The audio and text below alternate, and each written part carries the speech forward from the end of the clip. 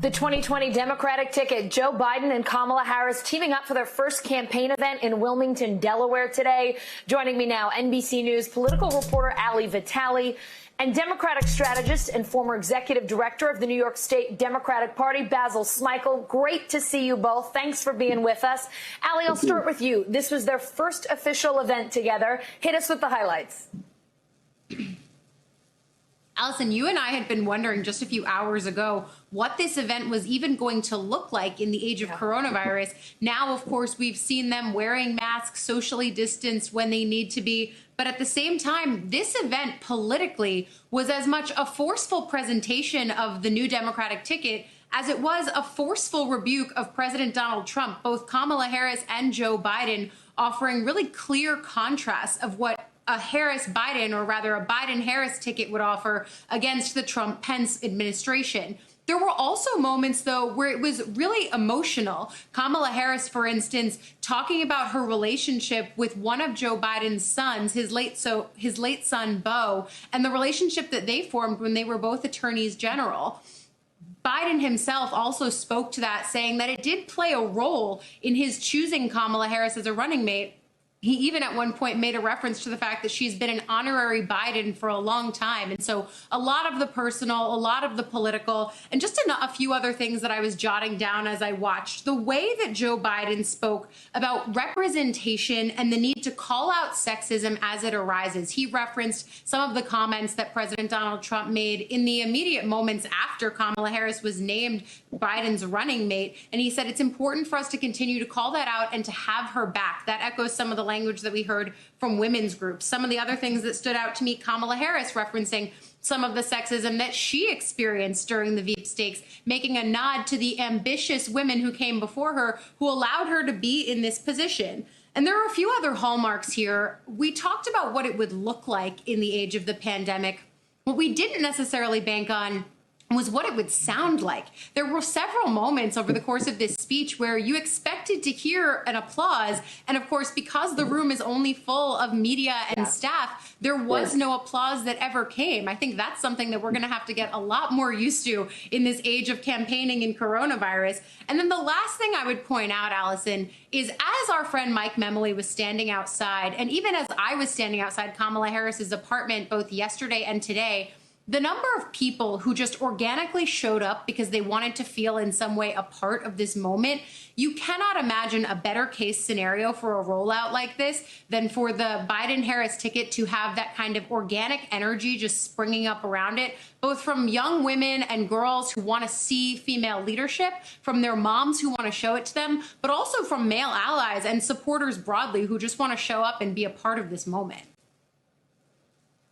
Yeah, Ali, you mentioned the lack of crowds cheering. I wonder if they have to sort of get the soundtracks that they're using in baseball right now to bring some of that energy. Basil, let me ask you, this ticket really seems to have energized Democrats. How does the Biden camp turn that momentum, turn that excitement into votes? Well, I think to Ali's earlier point, what you're seeing are these really incredible contrasts that were drawn today. You heard it first with Joe Biden talking about the anniversary of Charlottesville, and then later in Kamala Harris's comments about the moral reckoning around race and how consequential this particular election is. They said that essentially that where Donald Trump has been divisive and disruptive, they will be inclusive. That is really important because it dovetails not only Kamala Harris's personal story about being a child of immigrants, and I'm a son of Jamaican immigrants, so it's a prideful moment for me as well. But it's also this point where people are saying, you know, if 70% of the country feels it's going in the wrong direction, this is the Biden-Harris ticket saying, you know what? All voices are going to be heard and counted in this election, no matter who you are, no matter where you live, no matter who you love. And that, I think, is the tone is so radically different from what we hear in this White House. It can't do anything but energize the base. And I think for Kamala Harris specifically, because of the kind of leader that she's been, I think it does inject not just enthusiasm, but an emotion in this campaign that we had not seen thus far, but I think you'll see going forward. Basil, what do you see as Senator Harris's greatest strengths and perhaps what are her greatest weaknesses on this ticket? Well, I do think that if I were to zoom out a little bit, I would say that historically, vice presidential candidates don't mean a lot in terms of the ultimate outcome. They generally just don't. But I think for this particular ticket, what it does do is give, as I mentioned before, an injection of enthusiasm into the race. If you looked at some of the polling, Donald Trump supporters were a lot more enthusiastic about him than Democrats were about Joe Biden. I think with Kamala Harris on this ticket, I think some of that goes away. You'll have young voters and I think progressive voters keying in ways that they may have not prior to this. It injects a certain amount of emotion because those stories that Biden tells and that Kamala Harris will tell are stories about what it means to be an American in this moment in time. And Joe Biden said it. He said, we may be different on the particulars, but not the essentials. That to me was a really interesting and important point because it's a point about inclusion. And that's where I think the strengths are. The weaknesses, I think Donald Trump is going to come at her with everything he's got, and we've seen it already.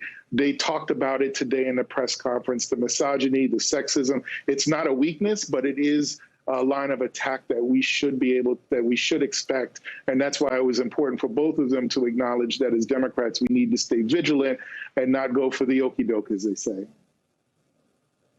Yeah. Ali, as Basil mentioned, Senator Harris already being attacked just 24 hours in. How is the campaign preparing to defend her record over the next 80 or so days? Well, I would say, Allison, she's being attacked, but it's really unclear how effectively she's being attacked because you're probably seeing the same stories that I've been seeing in the last few hours, which is Trump campaign allies and officials basically trying to communicate with him, as they tend to do, through the press, that they're concerned about finding some definitive line of attack that is effective against Kamala Harris. Because even if you just think of some of the ways that they've framed her already, they're trying to frame her as someone who is a radical liberal and a radical progressive. But if you look at it, I know progressives who aren't exactly thrilled about her being the vice presidential pick, because as much as they've decided to support Vice President Joe Biden and now his running mate Kamala Harris in their battle against Donald Trump, they're also very much aware of the fact that Kamala Harris, both when she ran for president and during her time in the Senate, she's not nearly as progressive as those Bernie Sanders, Elizabeth Warren, Democrats wings of the party. And so that sort of blunts the attack already on the radical liberal front that the Trump campaign is trying to say. Separately, they've also tried to paint her as someone who is not tough enough on crime, when during the primary, one of the main criticisms of Kamala Harris was that she was in some ways as a prosecutor too tough on crime. And then the last thing I think that as we talk about the misogyny and calling it out in real time, this nickname that they're trying out about her being phony is one of the oldest tropes in the book as it's applied to female politicians, because it's something that's meant to intimate the fact that she's inauthentic or not to be trusted. And we've seen that happen time and time again with women in politics. I sort of feel like I'm writing my book in real time with you right now, because all of the experts that I've talked to before that project and in the course of covering the Veep stakes have all said that this is a trope that they expected to be walked out, and lo and behold, within less than 24 hours, it's one of the first things that we're seeing. Not necessarily a new trick there. Ali Vitale, Basil Smikle, always a pleasure to have you two. Thrilled to see you both. Thanks for being with us on such an important day. Thank you.